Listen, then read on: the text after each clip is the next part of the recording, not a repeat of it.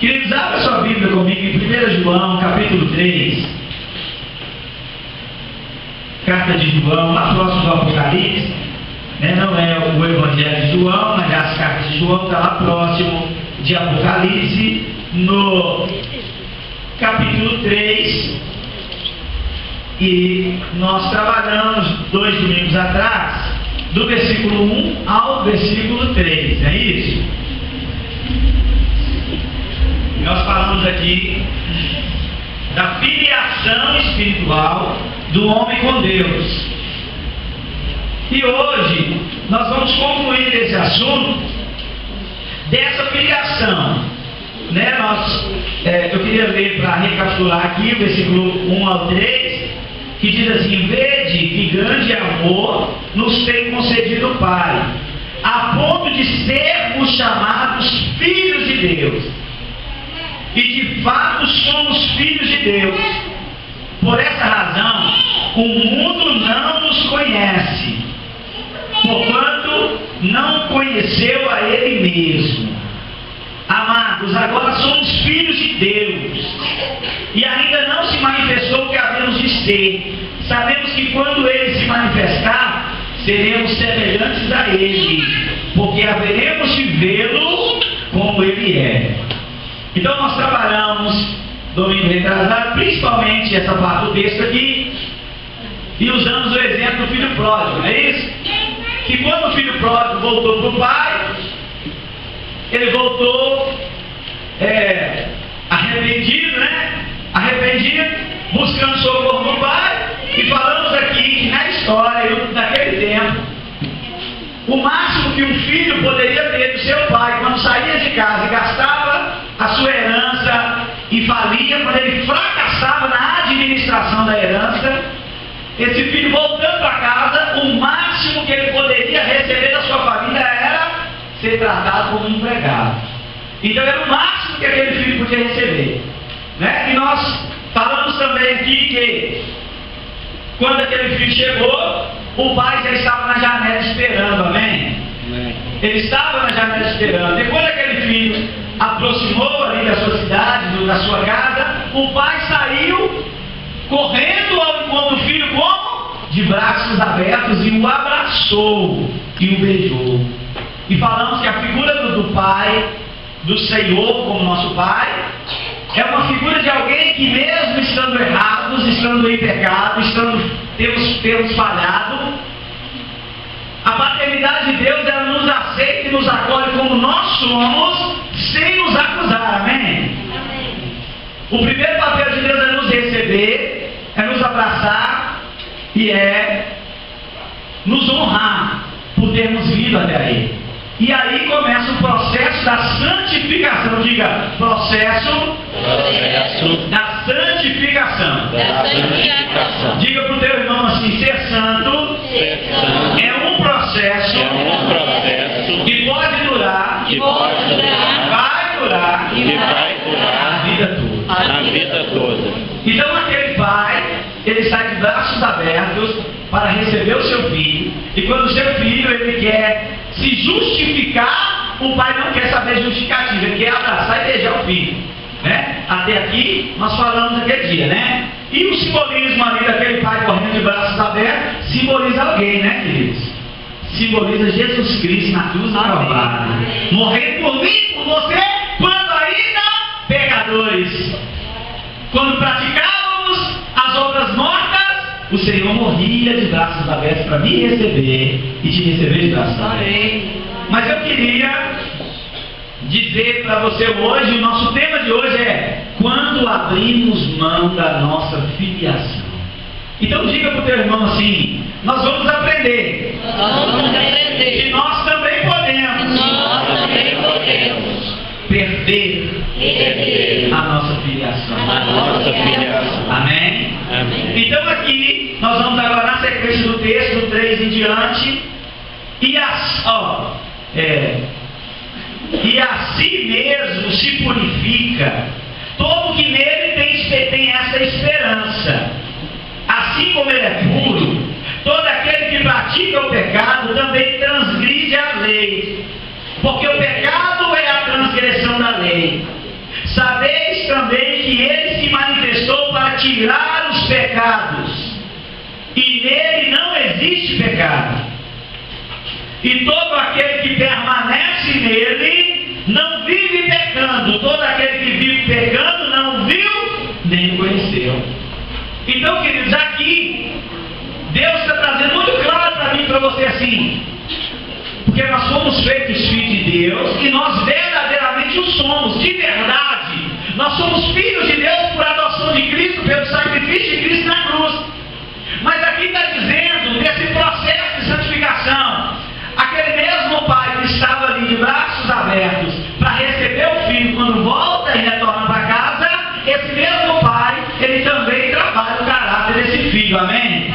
Então o processo de Deus na nossa vida como filhos é trabalhar o nosso caráter, para que nós possamos alcançar a maior riqueza que Deus preparou para nós. Qual é a maior riqueza que Deus preparou para nós?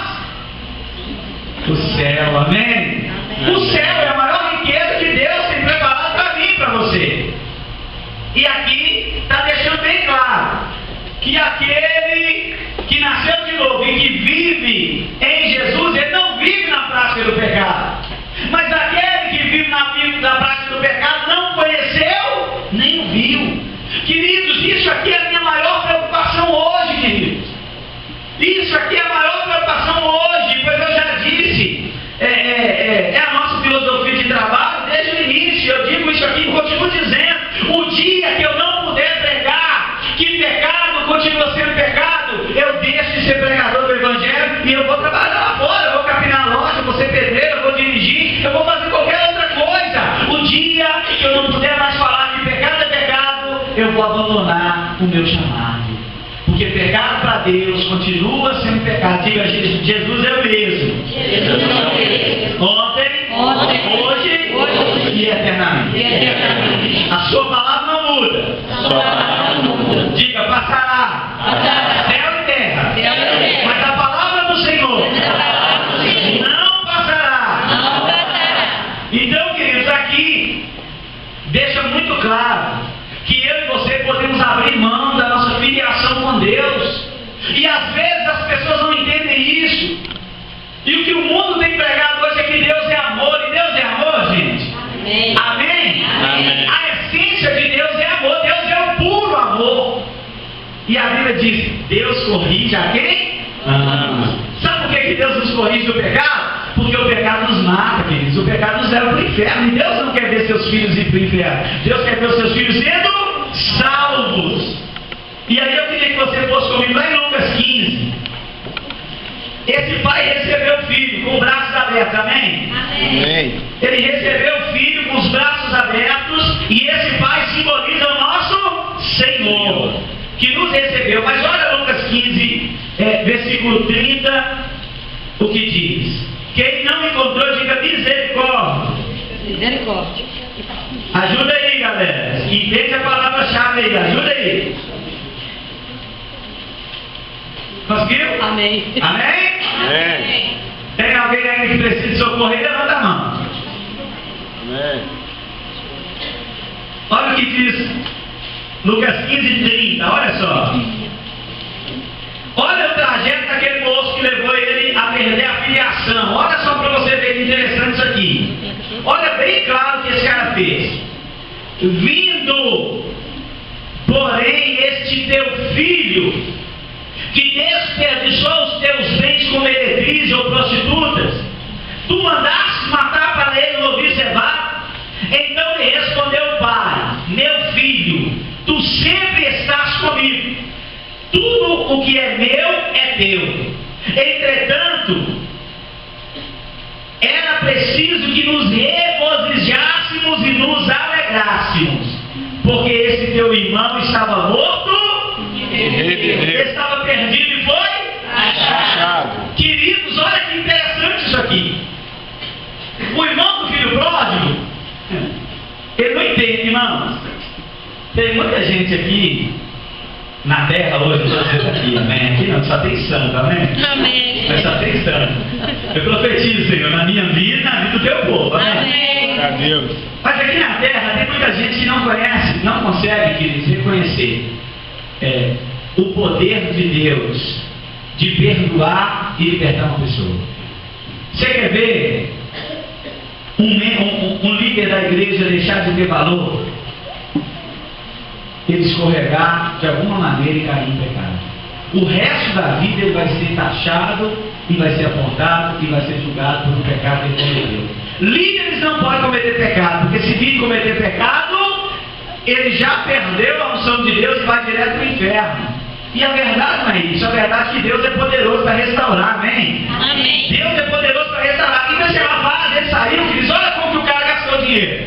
Com prostitutas, com gandaia, com farra, com prostituição. Isso tirou dele a filiação, o poder de filiação.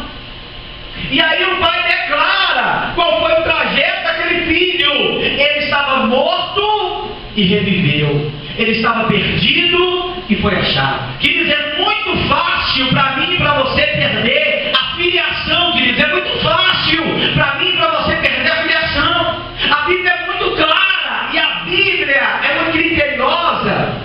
E a Bíblia é radical. As pessoas dizem assim: ah, mas aquele pastor é radical. Não, radical é a Bíblia, queridos. A Bíblia é radical. A Bíblia continua tratando pecado como pecado, amém? Amém. E aqui nós temos no capítulo, no Salmo 51, vamos lá ver o Salmo 51.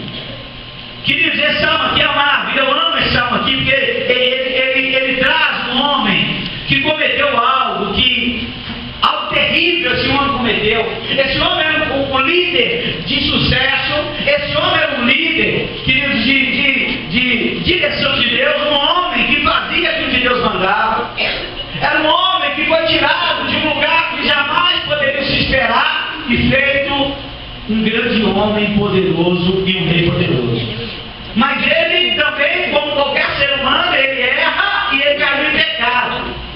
Mas vejamos no Salmo 51, versículo 1 ao 3, só para você entender. Olha só: compadece-te de mim, ó Deus, segundo a tua benignidade, e segundo a multidão das tuas misericórdias, apaga as minhas transgressões. Lava-me completamente da minha iniquidade e purifica-me do meu pecado. Mas olha o versículo 3, a chave do negócio. Olha só: pois eu conheço as minhas Transgressões. Leia esse texto vocês juntos para mim, por favor. Porque eu conheço as minhas transgressões e o meu pecado está sempre diante de mim. Queridos, olha o que Davi diz. Após Davi ter adulterado com Batseba, após Davi ter matado o seu marido, logo depois veio o profeta. E o que o profeta diz? Conta a historinha da ovelha. E de repente Davi fala: esse homem tem que ser morto. E o que o profeta diz para ele? Esse homem é você, Davi. Foi você que pegou a mulher de Urias. Foi você que mandou colocar ele na frente da batalha. Foi você que matou ele, adulterou com a sua esposa e matou ele. Foi você. E aí Davi pede perdão. Queridos, pede perdão. Quando ele pede perdão, a princípio ele volta para a presença do Pai. E ele encontra o Pai como? De braços abertos para o receber. Quando o profeta fala assim: você não será mais rei, porque Deus o rejeitou. Por ter rejeitado a palavra de Deus, Deus o rejeitou como ele. E ele se arrepende e o profeta diz para ele assim: mas Deus te perdoou. Amém. Deus te perdoou. E Deus deu o primeiro perdão para Davi. Mas, queridos, olha aqui a declaração de Davi. Não sei quanto tempo depois ele escreveu esse salmo. Mas veja comigo, eu não acredito que seja um negócio de cabeça quente, rapidinho. Eu acredito que isso aqui foi bem pensado, bem elaborado. Ele diz assim: pois eu conheço as minhas transgressões, eu conheço o meu pecado. Queridos, pecado tem nome, pecado tem que ser reconhecido, sabe? O maior engano é nós praticarmos muitas coisas e nós continuarmos, querido, achando que eu quero dizer algo aqui que eu sempre digo e eu vou dizer hoje de novo. Se você ficar bravo comigo porque eu falei de novo e repetir, você vai continuar ouvindo, amém? Diga assim: o meu ministério. Diga assim: o quanto Deus me usa não determina a minha eternidade. Queridos, você precisa entender isso aqui. Não é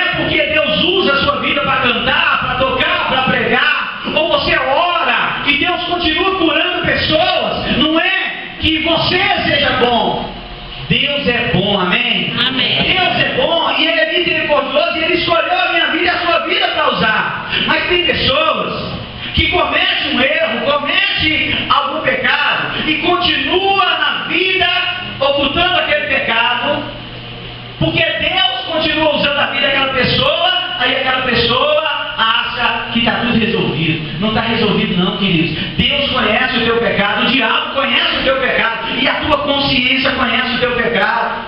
Aí Davi diz bem claro: eu conheço as minhas transgressões e o meu pecado está sempre diante de mim. Deus o havia perdoado, mas Davi não tinha resolvido aquele problema dentro dele.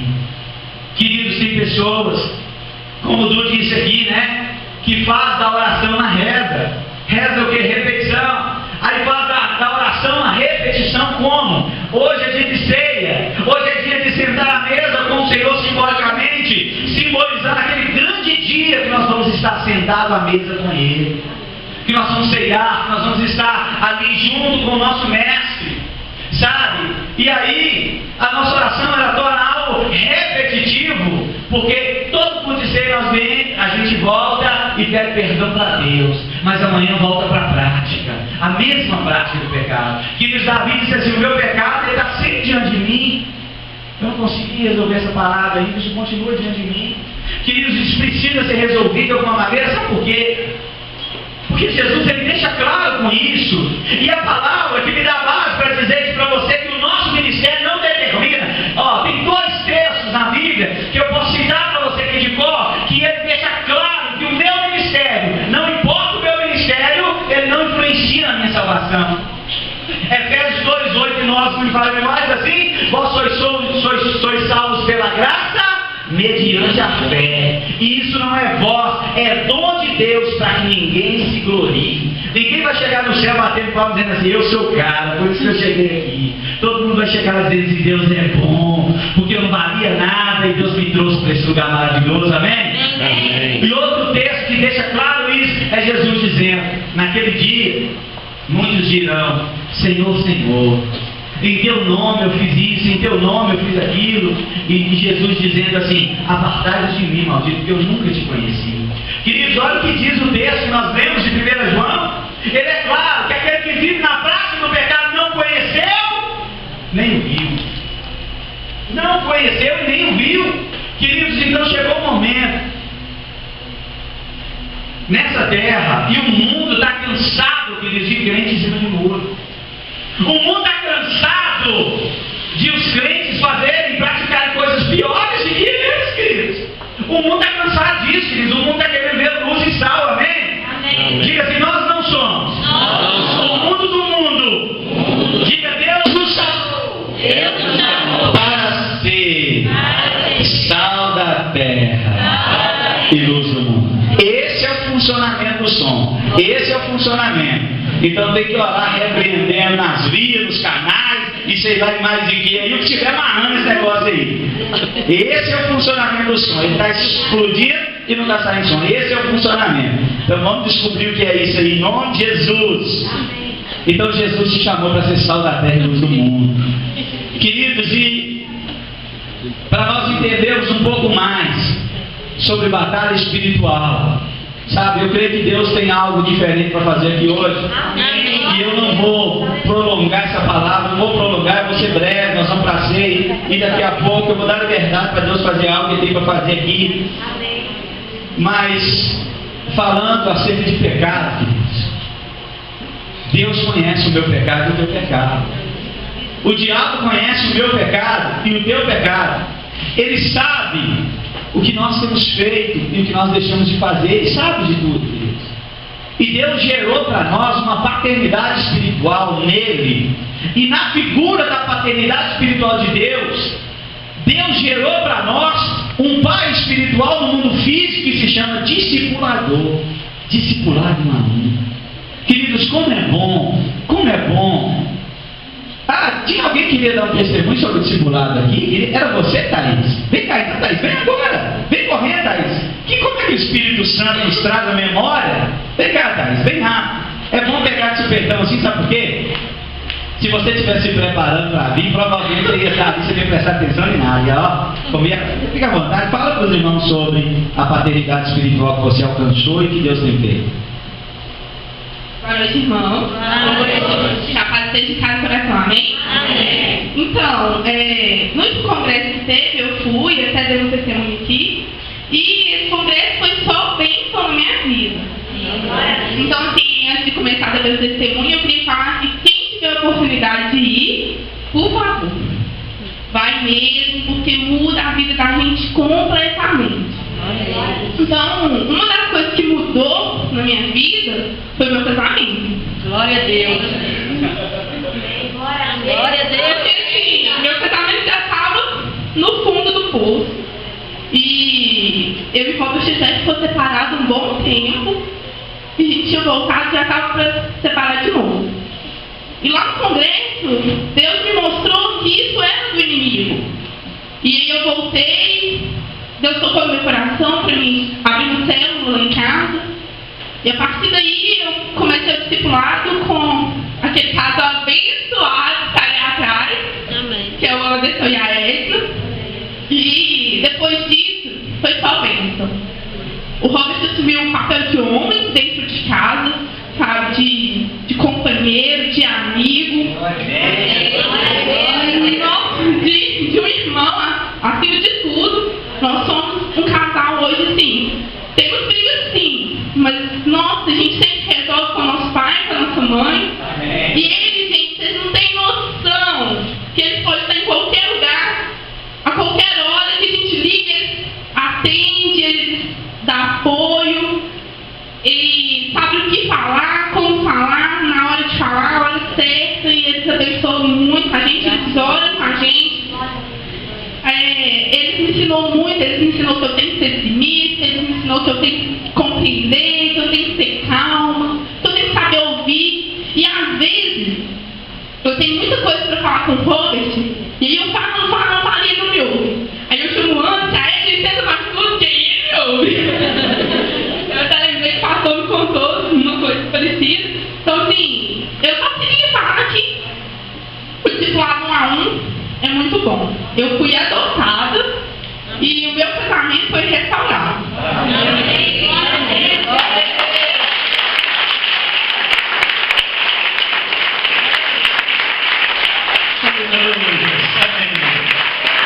Glória a Deus. Não foi pelo Espírito, né? Foi pelo Espírito aí esse testemunho, porque eu nem me lembrava mais que ela tinha me pedido essa oportunidade. E foi de Deus isso aí. Então, queridos, Deus tem preparado essa oportunidade de pessoas serem livres verdadeiramente do pecado. Sabe, eu descobri que algumas práticas que me atrapalhavam no ministério, que me atrapalhavam no relacionamento com pessoas, sabe, e que me impediam de amar verdadeiramente como eu precisava amar, isso tudo foi trabalhado pelo nosso pai, pelo meu pai espiritual. A Cláudia tem uma mãe espiritual, eu tenho um pai espiritual, que é uma bênção na minha vida. Ele já esteve aqui com os líderes de célula, vai estar aqui na igreja, no aniversário da igreja, na primeira semana de junho, dia 29 de maio a dia 7 de junho, nós teremos o nosso aniversário, 10 dias direto de festa, aqui todas as noites, ministrações diferentes, e o meu pai espiritual vai estar aqui. Ele vai estar nos ministrando aí no sábado, ou talvez na primeira sexta e sábado, né? E ele tem sido uma bênção na minha vida. Queridos, eu descobri que muitas coisas eu não praticava, sabe, porque eu não sabia como fazer. Mas eu encontrei um pai espiritual e uma mãe espiritual, que ao invés de me apontar os meus erros, eles me acolhem primeiro e depois eles me ajudam a mudar. E isso tem sido diferencial na minha vida e na vida dessa igreja. Isso tem abençoado muito a nossa igreja. Então, agradecemos muito a Deus pela visão do MDA que nós estamos caminhando nela e por tudo que Deus tem feito. Amém? Amém. Mas voltando para o pecado, né? Provérbios 28:13 diz assim: o que esconde os seus pecados jamais prosperará, mas aquele que confessa e deixa alcança misericórdia. E eu queria ler um último texto aqui com vocês sobre esse assunto em Apocalipse. Abra comigo Apocalipse capítulo 2. Queridos, isso aqui Deus me trouxe algumas revelações em cima desse texto aqui, mas eu não vou falar sobre ele hoje nas revelações, mas eu quero ler muito rápido, só para falar um pouquinho sobre isso aqui, queridos. A igreja do Senhor Jesus na terra, ela tem desperdiçado muita oportunidade de estar na presença de Deus. Tem desperdiçado essa oportunidade. Capítulo 2, versículo 1 diz assim: ao anjo da igreja de Éfeso escreve estas coisas, diz aquele que conserva na mão direita as 7 estrelas, e que anda no meio dos candeeiros de ouro. Conheço as tuas obras. Olha Deus falando para mim e para você. Tanto o teu labor quanto a tua perseverança. Olha só. E que não pode suportar homens maus. E que puseste à prova os que a si mesmos se declaram apóstolos e não são. E os achastes mentirosos. E tens perseverança e suportastes prova por causa do meu nome. E não te deixastes esmorecer. Então olha só, Jesus trazendo a palavra para essa igreja, para a minha vida e para a tua vida, ele veio numa sequência de elogio, mostrando a força, que a fidelidade, a força, a perseverança. E aí ele exalta esta igreja. Mas olha a sequência do texto que ele diz muito claro. Tenho porém, diga, tenho porém contra ti, que abandonaste o teu primeiro amor. Queridos, olha a palavra de Deus para a minha vida e para a tua vida. Mas eu tenho contra ti que abandonaste o teu primeiro amor. Queridos, e nós podemos abrir um leque imenso para tentar compreender e entender o que significa e qual é a essência desse primeiro amor. Sabe, queridos, o que a Bíblia está dizendo desse primeiro amor?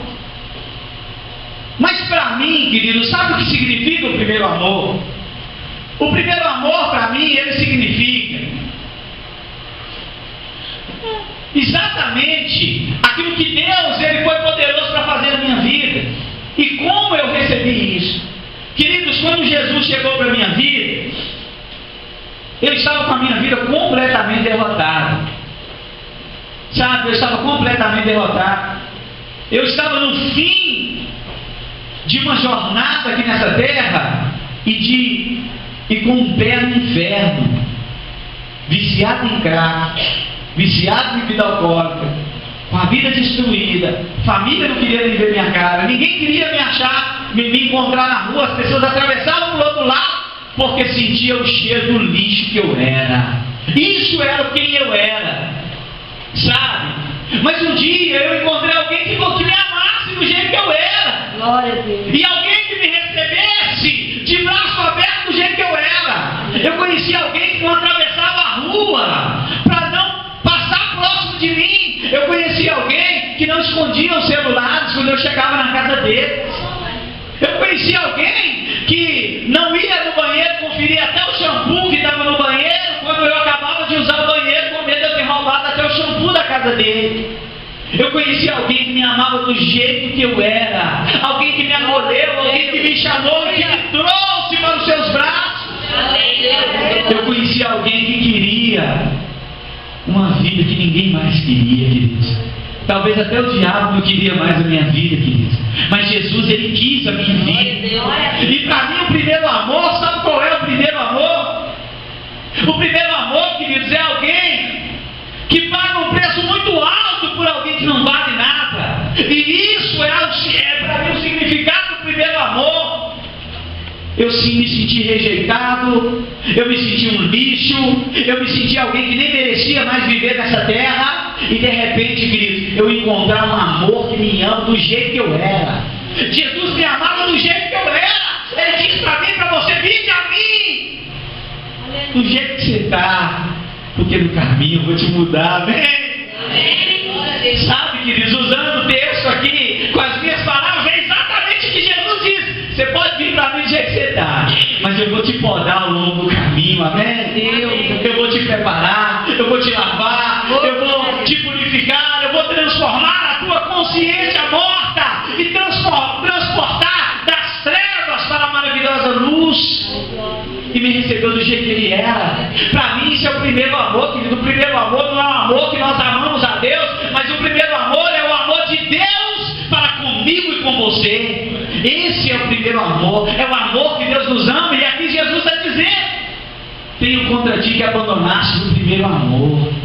Queridos, não é o amor que você ama Jesus, mas é o amor que Ele ama você. Saiu do amor, queridos, e quando sai do amor, sai do propósito de Deus para conosco. Nós devemos viver esse propósito. E aí, olha só, Ele não está falando para uma igreja desviada, não, querido. Se você ver o texto aqui, você vai ver que Ele está falando para uma igreja que trabalha e trabalha muito, para uma igreja que serve e que é fiel a Deus. Aí Ele continua dizendo, olha só: lembra-te onde caístes, arrepende e volta à prática das primeiras obras, e se não, venho a ti e moverei do seu lugar o teu candeeiro, caso não te arrependas.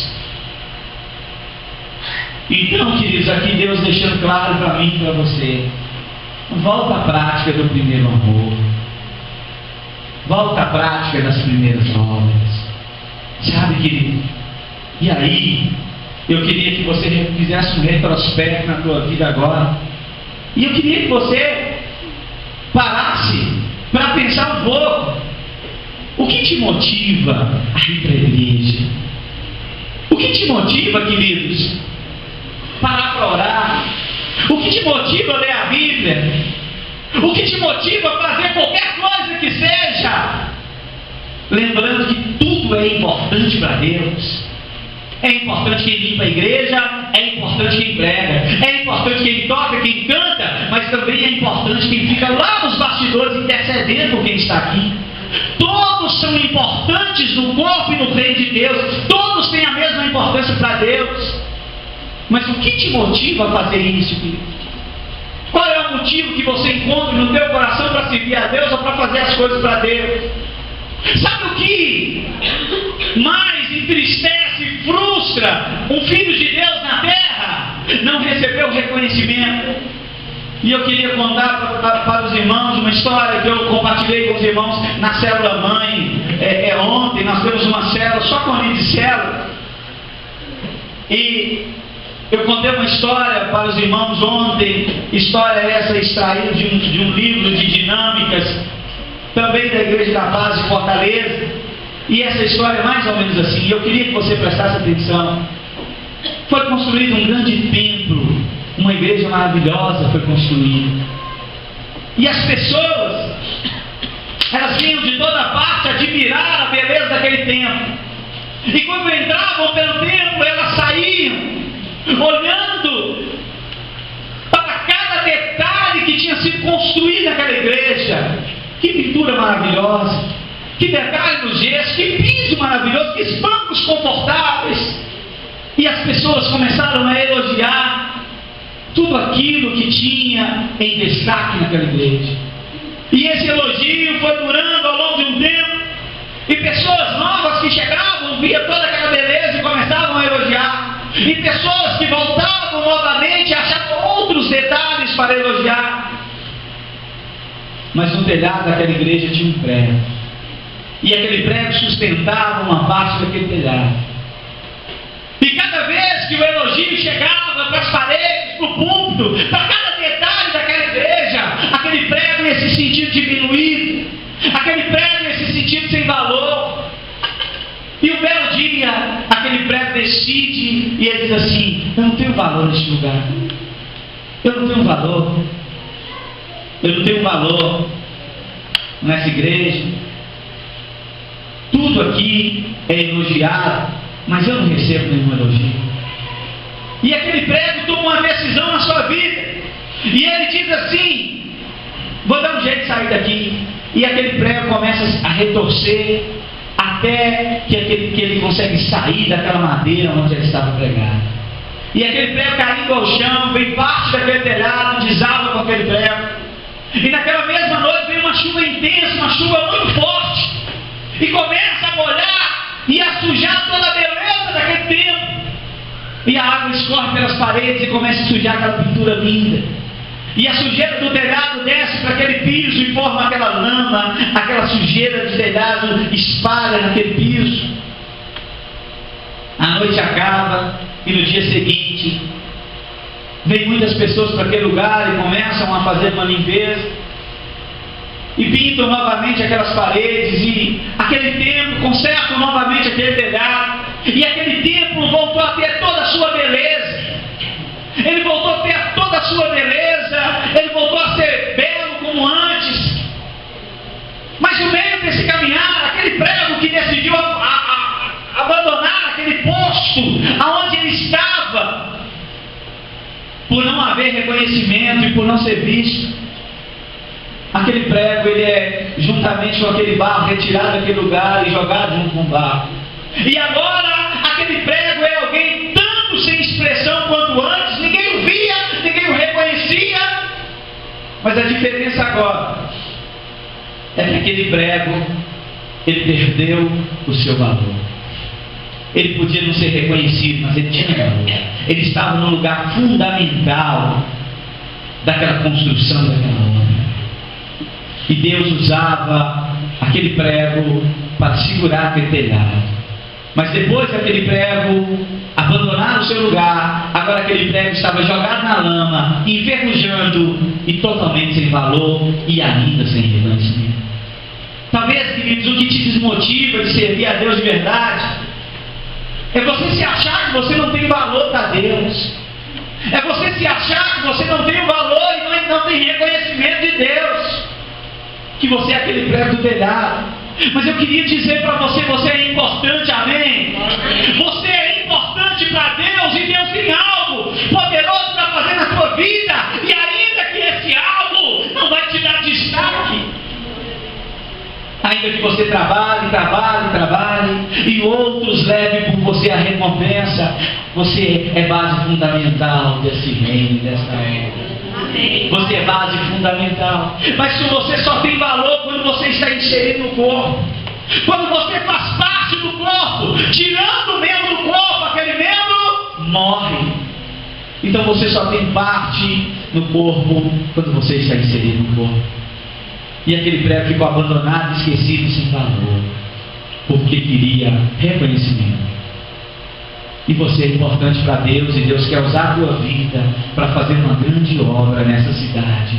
Você é importante, mas o importante no reino de Deus é que Ele cresça e que eu diminua. É que Ele cresça, é que Ele leve a glória por tudo aquilo que é feito. Eu tenho que continuar sendo o prego escondido no telhado, queridos, e sustentando o que Deus me deu para sustentar. Você tem que continuar sendo prego no telhado e continuar sustentando aquilo que Deus te deu para sustentar. Mas quando isso perde o valor para nós e esse primeiro amor deixa de fazer sentido, queridos, nós começamos a enrolar com as coisas dessa terra e ficamos enrolados com tudo que essa terra pode proporcionar. Nos misturamos com as coisas dessa terra e esquecemos o real propósito de Jesus para a nossa vida. Queridos, o coração de Jesus anseia, o coração de Jesus bate forte a cada vez que Jesus lembra: eu tenho uma noiva na terra que eu preciso trazer para junto de mim. Eu tenho uma noiva na terra que eu preciso trazer para a minha presença e viver a eternidade ao meu lado. O coração dele acelera quando ele lembra disso, de mim e de você. Quando ele vê eu e você, queridos, firmados na rocha, ele olha para mim e para você e diz: valeu a pena. Valeu a pena o suor de sangue, valeu a pena os cravos na mão, valeu a pena as chibatadas, valeu a pena ser cuspido, ser xingado, ser humilhado, ser perseguido, valeu a pena. Esse é o verdadeiro amor pela minha vida e pela tua vida. E é esse amor que Deus quer que eu e você volte para Ele. O que você tem feito? Qual a motivação do que você tem feito? Tudo que eu faço, queridos, eu sempre lembro e trago à memória: eu não sou ninguém, não sou nada. Eu continuo sendo aquele drogado de 15 anos atrás, de 14 anos atrás. Eu continuo sendo aquele drogado, adormecido aqui dentro de mim. E o que sustenta a minha vida e que mantém adormecido aquele drogado é a presença do Espírito Santo na minha vida. O que faz a diferença na tua vida é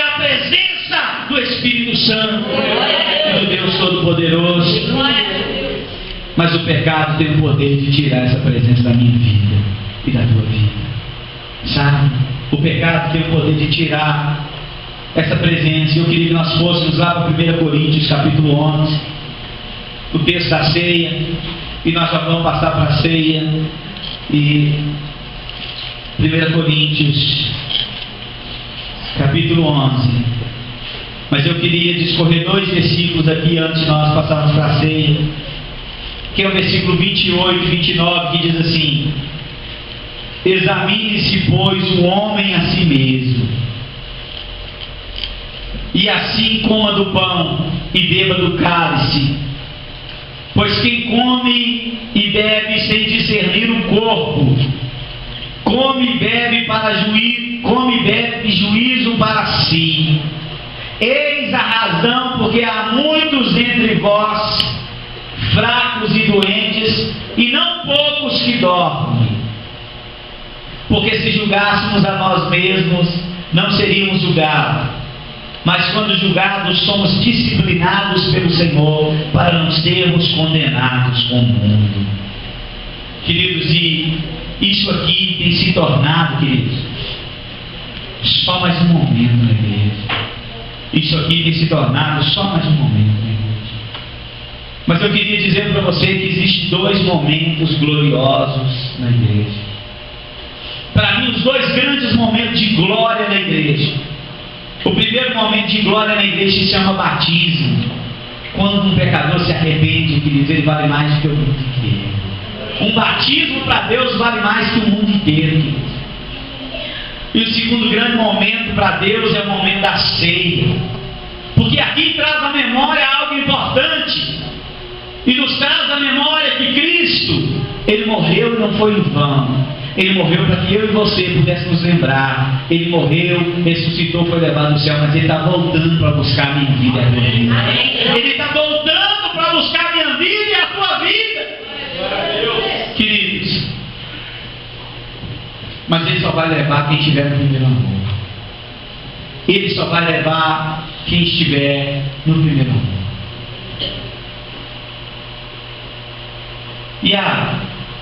Vou pegar você para Cristo hoje. Você se casaria com a Priscila e a levaria para a tua casa, para constituir uma vida inteira com ela, se você descobrisse que ela não amava você, que ela não te ama de maneira nenhuma, você se casaria com ela mesmo assim? Não. Não, né? Robert, você se casaria com a Thaís se você descobrisse que ela não te amava? De jeito nenhum, não te ama. Você se casaria com ela?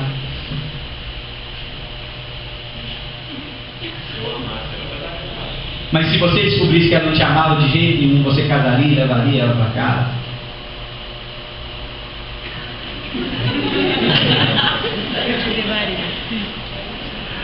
Vou pegar quem tiver mais com vergonha. Aqui. Você se casaria com o Dedé se você descobrisse que ele não te ama? Não. Queridos, vou deixar claro um negócio aqui.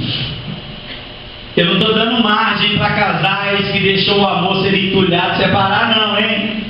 Estou dando margem para isso aqui, não. Porque a Thaís veio aqui e deu testemunho, o casamento dela tinha acabado.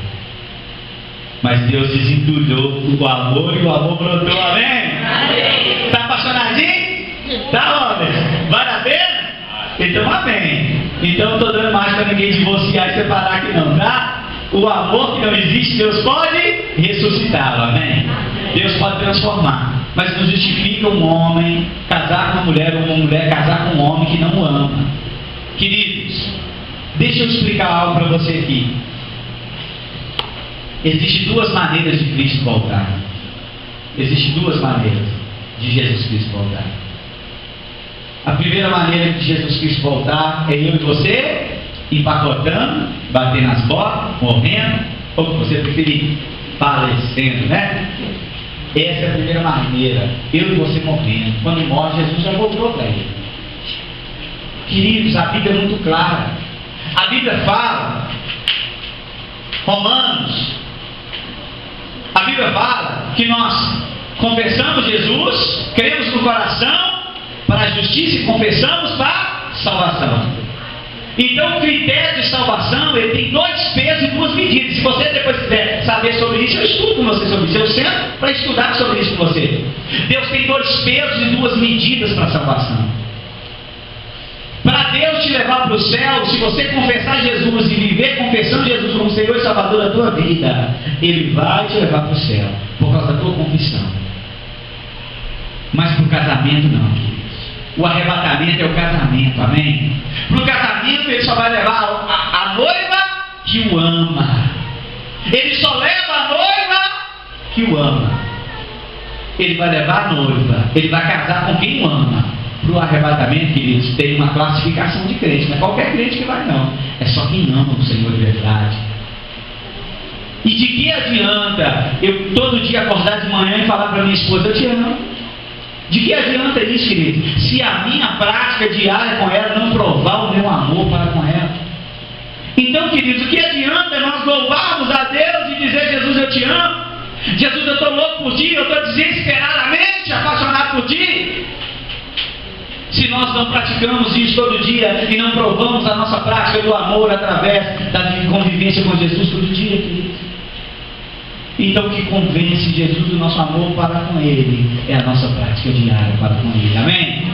É essa a prática diária. Então, lembra onde caíste, arrepende e volta ao primeiro amor. E o primeiro amor, queridos, Deus amou primeiro, amém? Diga assim, Deus me amou. Deus me amou. Primeiro. Diga o primeiro amor. Primeiro amor. Que Deus me amou. Que Deus me amou. E eu preciso permanecer Eu preciso permanecer neste amor. neste amor. Queridos, o amor de Deus nunca vai esfriar na tua vida por causa do pecado. Ele continua te amando.